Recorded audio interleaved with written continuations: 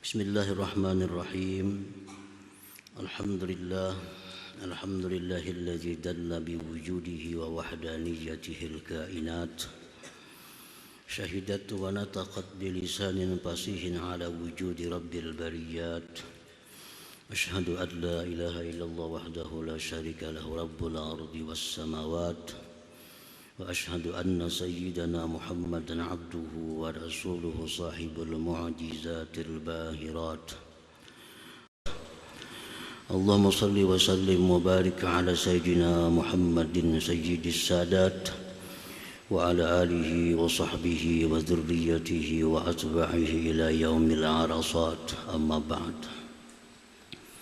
Yang kita muliakan, kita hormati para habaib dan para ulama,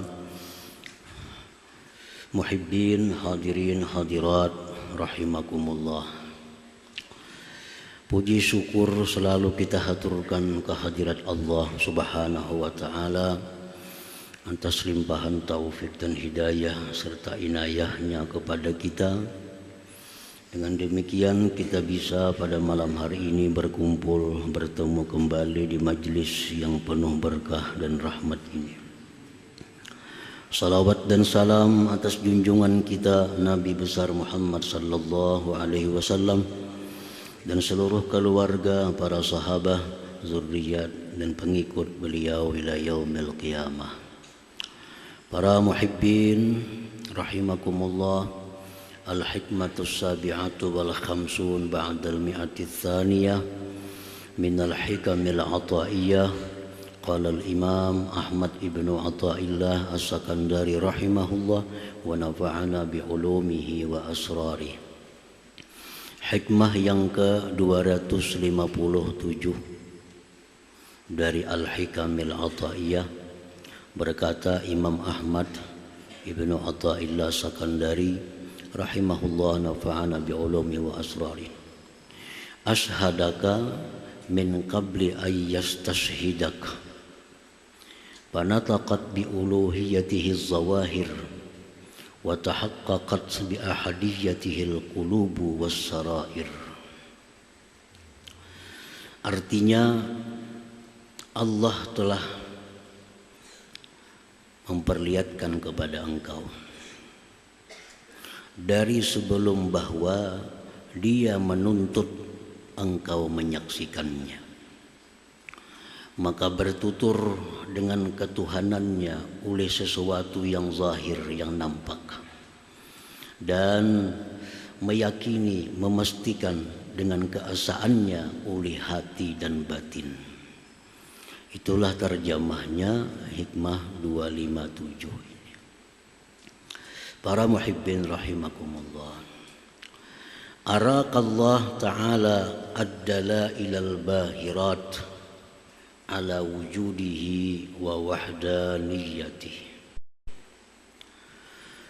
Allah telah memperlihatkan akan dalil-dalil yang jelas atas adanya Allah dan esaknya Allah Ta'ala itu.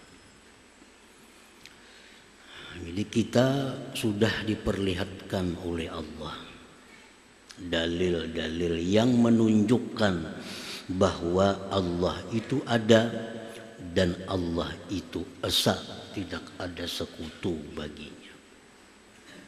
Apa dalil-dalil yang diperlihatkan Allah itu? Secara umum adalah alam semesta. Itulah dalil adanya Allah. Alam inilah dalil Allah itu esa. Sebagaimana biasa dalam kitab-kitab tauhid disebutkan, apa dalil adanya Allah?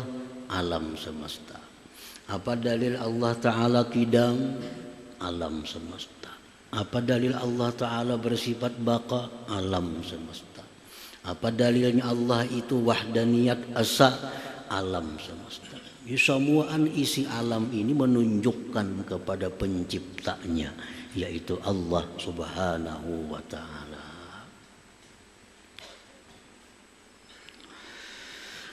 Wa ayyadaha, dan Allah perkuat lagi itu dalil-dalil tadi, bibi'satir rusul wa anbiya'i, dengan diutusnya para rasul dan para nabi. Jadi manusia-manusia yang kada bisa membaca adanya alam ini sebagai dalil yang menunjukkan keesaan Allah, lalu didatangkan lagi para rasul yang menjelaskan secara rinci.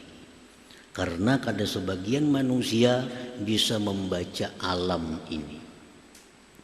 Kada semua manusia mengerti bahwa alam ini dalil adanya Allah. Lalu diturunkan Allah rasul-rasul yang mengajarkan kepada kita bahwa ini dalil adanya Allah, ini dalil Allah Ta'ala itu asa, ini dalil Allah Ta'ala itu seterusnya, sifat-sifat yang lainnya. Nah, sesudah Allah Ta'ala itu memperlihatkan kepada kita dalil-dalil tadi, ditambah lagi sudah diutus kepada kita para rasul dan nabi-nabi, summa talaba minka an tashhada, hanyar.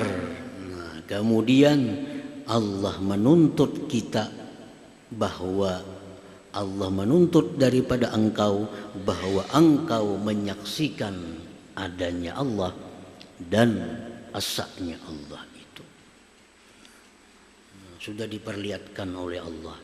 Hanyar kita diminta pengakuan. Hanyar kita diminta penyaksian. Nah, disitulah muncul kalimat asyhadu an la ilaha illallah. Aku bersaksi bahwa tiada Tuhan selain Allah. Kenapa wani bersaksi? Saksi itu biasa orang yang melihat, mendengar, atau merasa. Nah, kenapa bersaksi?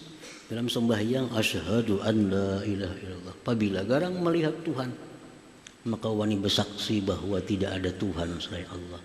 Nah, Allah sudah memperlihatkan segala macam dalil-dalilnya, yang semua dalil itu mengarah menunjukkan adanya Allah. Lalu kita berani bersaksi. Nah, walaupun kita kadang melihat zat Allah di dunia ini, walaupun kita kadang mendengar kalam Allah di dunia ini, tapi kita berani dengan yakin bersaksi bahwa tiada Tuhan selain Allah. Kenapa? Karena sekian banyak bukti-bukti menunjukkan Allah Ta'ala itu ada. Allah Ta'ala itu esa, Allah adalah Tuhannya alam semesta ini. Nah, para muhibbin rahimakumullah. Nah, jadi kita berani menjadikan diri sebagai bersaksi tidak ada Tuhan selain Allah. Summa talaba minka an tashhadah, kemudian artinya sesudah Allah nampakkan dalil, Allah utus para rasul, hanyar Allah minta kepada kita saksikan. Saksikan bahwa tiada Tuhan selain aku, jar Tuhan. Wa antan qada bi rububiyyatihi wa ibadatihi, dan bahwa engkau tunduk dengan ketuhanannya dan ibadah kepadanya. Allah tuntut kita untuk mengakui ketuhanan, Allah tuntut kita untuk beribadah kepadanya. Wa antantiqa bima nataqat bihil kainatu min at-tasbih wat tahmid wat tahlil wa ghairiha. Dan Allah menuntut engkau bahwa engkau bertutur dengan sesuatu yang telah bertutur dengannya oleh seluruh alam, baik tasbih, baik itu tahmid, baik itu tahlil dan lain sebagainya. Jadi 3 tuntutan Allah. 1, Allah tuntut kita menyaksikan bahwa tidak ada Tuhan selain. Allah tuntut kita untuk mengakui ketuhanannya dan beribadah kepada. Yang ketiga, Allah tuntut kita untuk bertutur, mengucapkan sebagaimana yang diucapkan oleh alam semesta ini. Apa ucapan alam semesta ini? Kada lepas daripada tahmid, tasbih, zikir dan sebagainya. Nah, para muhibbin rahimakumullah. Qala Allah Ta'ala, Allah berfirman, wa in min syai'in illa yusabbihu bihamdi. Tidak ada sesuatu pun melainkan bertasbih dengan memuji Allah. Batu yang kita lihat itu sebenarnya bertasbih kepada Allah. Binatang, hewan yang kita lihat, binatang itu bertasbih kepada Allah. Pohon, matahari, bintang, bulan, seluruh yang ada di alam semesta ini bertasbih kepada Allah. Termasuk para malaikat. Malaikat itu bertasbih kepada Allah. Nah, jadi malaikat itu ada yang sejak diciptakan Allah sampai dimatikan. Tugasnya hanya membaca subhanallah. Itu aja semacam. Kada dituntut sembahyang, kada dituntut bersalawat, kada dituntut. Cuma dari diciptakan sampai dimatikan, malaikat itu yang diucapkannya hanya subhanallah, subhanallah, subhanallah. Ada malaikat lain lagi yang diciptakan Allah, diperintahkan untuk mengucapkan kalimat alhamdulillah sampai dia mati. Alhamdulillah, alhamdulillah. Kada ada ucapan lain selain alhamdulillah. Ada malaikat lain lagi yang ditugasi oleh Allah untuk selalu berzikir dengan la ilaha illallah. Sampai mati itu aja zikirnya. Kada berpindah-pindah, kada berganti-ganti. Nah, kita manusia ini diberi Allah kemuliaan dengan banyaknya macam zikir yang diberi Allah Subhanahu wa ta'ala. Kita disuruh membaca subhanallah, suruh membaca alhamdulillah, suruh membaca la ilaha illallah, disuruh membaca Allahu Akbar, disuruh bersalawat kepada Nabi sallallahu alaihi wasallam.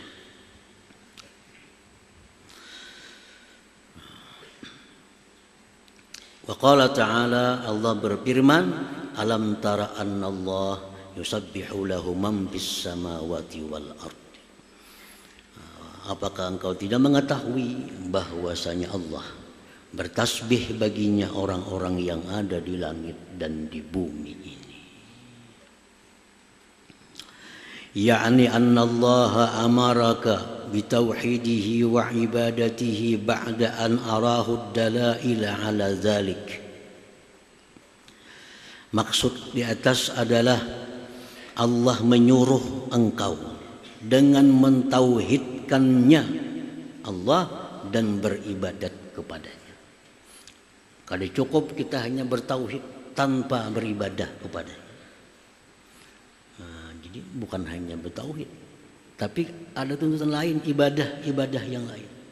Allah suruh kita bertauhid, mentauhidkan Allah dan beribadah kepadanya. Allah perintahkan itu kepada kita sesudah Allah perlihatkan kepada engkau akan dalil-dalil atas yang demikian itu. Dalil, bukti. Qala ta'ala wa bi anfusikum afala tubsirun. Dalam diri kalian itu ada dalil. Dalam diri kalian itu ada ayat, ada tanda tentang adanya Allah, tentang tauhidnya, esanya Allah Subhanahu wa ta'ala. Ibarat kita kada hendak jauh-jauh mencari dalil, wa fi anfusikum, ya Tuhan, dalam diri kalian. Apala tubsirun, apakah kalian tidak melihat? Nah, dan semuaan dari rambut sampai ujung kaki itu dalil adanya Allah. Tapi bagi yang memikirkannya, apala tubsirun, bagi yang merenunginya, bagi yang mau tafakkur kepada yang demikian itu. Nah, para muhibbin rahimakumullah, di dalam diri kita ada anggota-anggota tubuh yang bisa kita ikhtiari, bisa kita atur, seperti tangan contohnya. Ini anggota tubuh yang bisa diikhtiari. Ya, kita bergerak tangan. Ya, kita diam. Ini bisa diikhtiari. Contoh, apalagi dalam tubuh kita yang bisa diikhtiari, kaki. Nah, kita bisa melangkah. Ya, kita diam. Itu anggota tubuh yang bisa kita ikhtiari, kita usahai. Tapi di dalam tubuh kita ada anggota tubuh yang 100% kita kada punya ikhtiar. Tidak punya kemampuan sedikit pun untuk menggerakkan atau mendiamkan. Satu contohnya jantung. Sedikit pun kita kada diberi Allah ikhtiar untuk bisa jantung bergerak, diam, kada bisa. Itu langsung 100% jantung itu kendalinya Allah Subhanahu wa ta'ala. Nah itu semuaan yang ada di tubuh kita ini ayat, dalil. Misalnya tangan kita bergerak dan kita gerakkan ke muka, ke belakang. Kalau jantung kita kada bergerak, jantung kita sudah stop. Maulah kita kawal mengendalikan kita diam, kada bisa lagi. Jadi ikhtiar kita itu tidak berarti apa-apa kalau jantung kita diberhentikan oleh Allah Subhanahu wa ta'ala. Nah demikian dalam kehidupan kita di alam semesta ini ada yang bisa kita ikhtiari. Ada yang bisa kita ikhtiari. Tapi banyak pula dalam alam semesta ini sesuatu yang sedikit pun tanpa ada melibatkan ikhtiar usaha kita, semata-mata dari Allah Subhanahu wa ta'ala. Kita menanam pohon dengan ikhtiar kita tanam pohon, kita pupuk itu pohon. Tapi perkara membuahkan sedikit pun kita kada ada daya upaya untuk membuahkan sebatang pohon itu mutlak dari Allah Subhanahu wa ta'ala. Nah semuaan itu adalah bukti-bukti, dalil-dalil tentang adanya Allah. Karena mustahil kada masuk akal sesuatu itu bisa ada sendirinya. Pasti ada yang mengadakan. Kada masuk akal. Timbul ada surangannya lah, kada mau. Pasti ada yang mengadakan, ada yang menciptakan, ada yang menggerakkan. Nah itu dalil yang jelas bahwa itu Allah Subhanahu wa ta'ala. Thumma ayyadaha bimu'jizatir rusul wal anbiya. Kemudian lagi Allah perkuat dalil-dalil itu dengan mukjizat para rasul dan nabi. Nah, ditambah lagi ada mukjizat. Mukjizat nabi itu sama dengan firman Allah, sadaqa abdi fi kulli ma yuballighu anni. Nah mukjizat itu sama dengan firman Tuhan, benar hambaku pada tiap-tiap apa yang dia sampaikan daripadaku. Itu artinya mukjizat. Rasulullah memiliki mukjizat yang jelas, yang banyak. Setiap mukjizat itu adalah isyarat bahwa Nabi itu benar-benar menyampaikan apa yang dari Allah Subhanahu wa ta'ala. Seperti pohon. Nah, pohon ini dipanggil oleh Rasulullah SAW untuk menunjukkan mukjizat beliau kepada seseorang yang beliau ajak masuk Islam. Seorang Arabi diajak Nabi masuk Islam. Ujar Arabi, apa buktinya engkau Rasul? Nabi panggil pohon itu, sebatang pohon dipanggil oleh Nabi, lalu pohon itu bergerak membelah bumi mendatangi kepada Rasulullah Sallallahu Alaihi Wasallam. Nah ini mukjizat hadis yang sahih.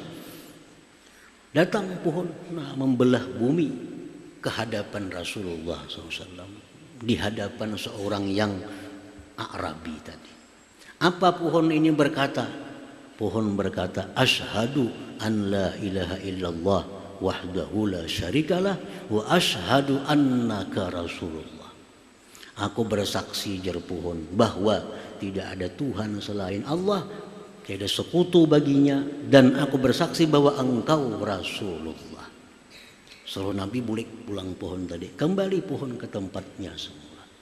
Nah, jadi ini memperkuat dalil-dalil yang sudah ada, diperkuat lagi dengan mukjizat Nabi Shallallahu Alaihi Wasallam yang menunjukkan bahwa Allah itu ada dan esa.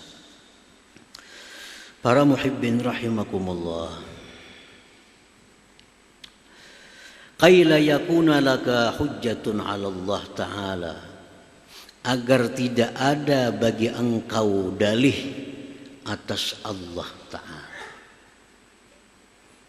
Jangan ada alasan. Allah akan bertanya, kenapa engkau tidak beriman kepada? Ujar kita, kau sudah tahu. Nah, supaya kita jangan berdalih itu di hadapan Allah, diadakannya dalil-dalil tentang adanya Allah, diutusnya lagi mukjizat Nabi. Nah, jadi kita kada kau lagi beralasan di hadapan Allah kenapa kita kada beriman kepada Allah. Kada ada lagi hujjah, kada ada lagi alasan. Qala Allah Ta'ala, wa ma kunna mu'adzibina hatta nab'atsa rasula. Allah berfirman bahwasanya kami tidaklah mengazab seseorang, mengazab suatu bangsa, mengazab suatu kaum sehingga kami utus rasul terlebih dahulu. Nah, ini diutus, tanda-tanda diberikan, datang lagi rasul pulang yang menjelaskan tanda-tanda itu. Ini matahari sedemikian rupa, tanda adanya Allah, tanda esanya Allah, tanda kidam dan bakanya Allah. Rasulullah pulang menjelaskan bagi mereka yang kada bisa membaca bahwa itu bukti adanya Allah. Ditambah Nabi yang menjelaskan. Makanya Allah tidak akan mengazab sebelum dia utus terlebih dahulu Rasul. Nah, jadi kalau sudah dalil nampak, Rasul diutus sudah menjelaskan, kada beriman juga lawan Allah, nah itu diazab oleh Allah. Kada ada lagi alasan kenapa kada beriman, kada ada lagi alasan. Wa qala ta'ala rusulan mubasysyirin wa mundzirin li'an la yakuna 'alan nas hujjah ba'da ar-rusul wa kana Allah 'azizan hakima. Allah berfirman, kami utus rasul-rasul itu memberikan kabar gembira. Rasul-rasul itu mubasysyirin, memberikan kabar gembira kepada orang-orang yang beriman dengan janji surga, segala macam kenikmatannya. Wa mundzirin, dan memberikan kabar takut para rasul itu. Jangan kada beriman, kena masuk neraka. Neraka itu azabnya pedih. Jangan kada beribadah, kena matinya ke neraka. Jangan melakukan yang haram, kena akan disiksa. Nah, munzirin, Rasul itu memberikan kabar-kabar yang menakuti. Li'an la yakuna 'alan nas hujjah, agar tidak ada atas manusia itu alasan. Ba'dar rusul, sesudah adanya Rasul tadi. Kita kada tahu lagi beralasan. Kenapa kita melakukan yang haram? Kada tahu, kada ada alasan. Kenapa engkau melakukan maksiat? Ulun kada tahu, kada ada alasan. Kada ada alasan. Kenapa engkau tidak mengesahkan Allah, menyekutukan Allah? Kada tahu, kada ada alasan. Allah sudah mengirim lengkap data-data tentang Allah, diterjemahkan lagi oleh rasul-rasulnya. Wa kana Allah azizan hakima, dan Allah itu maha tak terkalahkan dan maha bijaksana. Nah, jadi semuaan ini adalah untuk diketahui bahwa siksa Allah itu menimpa seseorang kalau seseorang itu tidak mau mempelajari, tidak mau memikirkan tentang alam-alam yang sekitarnya ini. Azab Allah itu menimpa kepada orang-orang yang tidak mau beribadah kepada Allah sesudah jelas bahwa dia adalah seorang hambanya Allah Subhanahu wa ta'ala. Karena tugas seorang hamba itu adalah mengabdi kepada Tuhan. Tugasnya hamba itu. Orang zaman dahulu ada budak hamba. diperjualbelikan di toko-toko. Ini manusia-manusia yang dulunya kafir, lalu jadi hamba. Nah, hamba ini dijual, ditukar, bisa dinjamakan, bisa disiwakan. Nah, si hamba ini bekerja, dimiliki oleh si tuan. Berapa hamba ini harganya? 1 juta, tukar 1 juta. Nah, jadi hamba ini tugasnya hanya mengabdi kepada tuannya. Kalaunya mencari kayu, dijual, duitnya diambil tuannya. Kalau inya bagawi ini berapa gaji tiap bulan, diambil tuannya.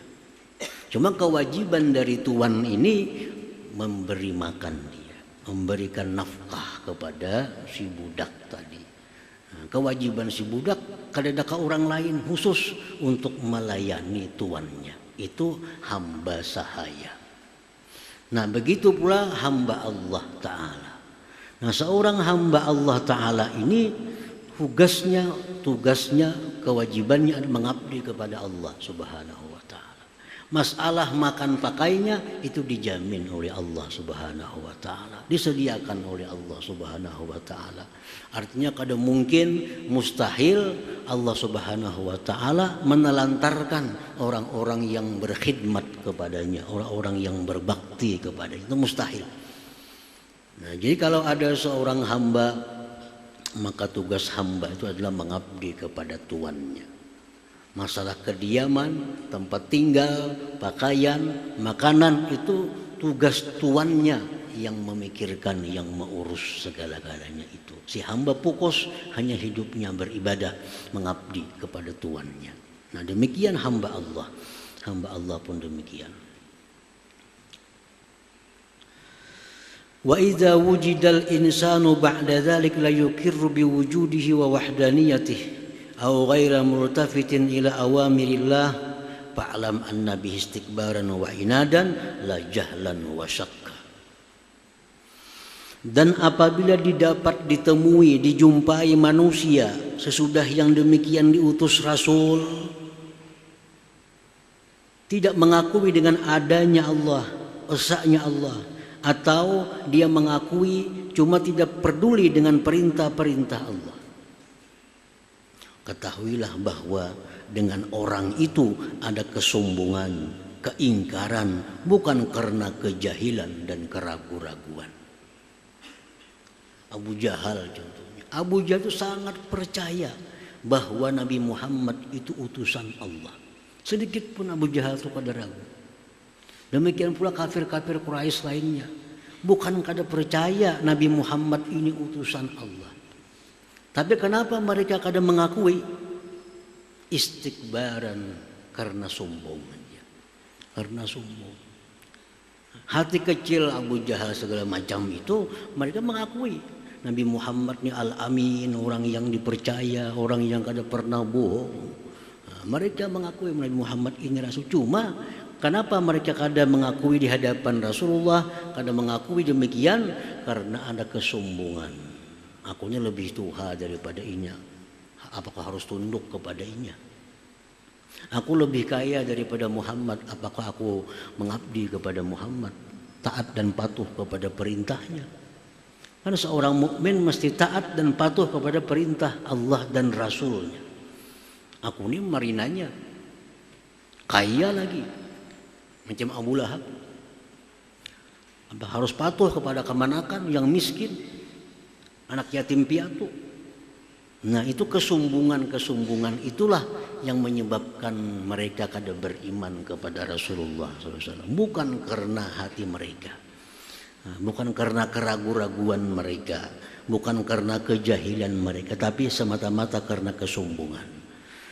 Nah, para muhibbin rahimakumullah, jadi orang-orang yang kita lihat tidak mengakui keesaan Allah, atau mengakui cuma kada mau beribadah kepada Allah, itu bukan orang jahil, bukan orang yang ragu-ragu, tapi orang yang di hatinya ada kesombongan dan keingkaran terhadap Allah Subhanahu wa Ta'ala. Itulah yang menyebabkan dia tidak peduli dengan perintah Allah dan larangan Allah Subhanahu wa Ta'ala.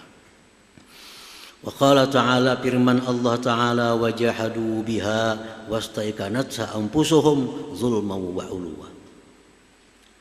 Mereka itu ingkar dengan ayat-ayat dan hati mereka meyakini sebenarnya. Karena kezaliman, keangkuhan yang ada pada diri mereka, sehingga enggan untuk tunduk dan patuh kepada Allah dan Rasulnya. Nah, para muhibbin rahimakumullah, jadi intinya hikmah yang ke-257 ini adalah bahwa Allah itu menyuruh kita untuk mengesahkannya, menyuruh kita beribadah kepadanya sesudah dia perlihatkan tentang dalil-dalil keadaannya, dalil keesaannya. Nah, hanyar ini disuruh kita, bukan disuruh membabi buta kadang. Nah, bukan disuruh taklid kadang, tapi disuruh kita sebelum itu dipadahkan. Ini dalilnya, ini petunjuknya. Nah, hanya disuruh diajari dulu, hanya disuruh oleh Allah. Nah, itu artinya asyhadaka min qabli ay yastashhidaka wa nataqat bi uluhiyatihi zawahir wa tahaqqaqat bi ahdiyatihi al-qulub was-sarair. Nah, kemudian hikmah yang ke-258 insyaallah taala. Hadratin Nabi sallallahu alaihi wasallam al-Fatihah. Iyyaka na'budu wa iyyaka nasta'in.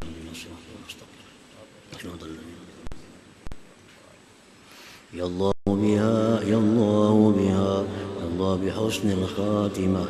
Ya Allah biha, ya Allah biha, ya Allah bihusnil khatimah. Ya Allah biha, ya Allah biha, ya Allah bihusnil khatimah. Wa ya ayyuharrajun minhu syafa'atan sallu alaihi sallimu taslima. Allah salli wa sallim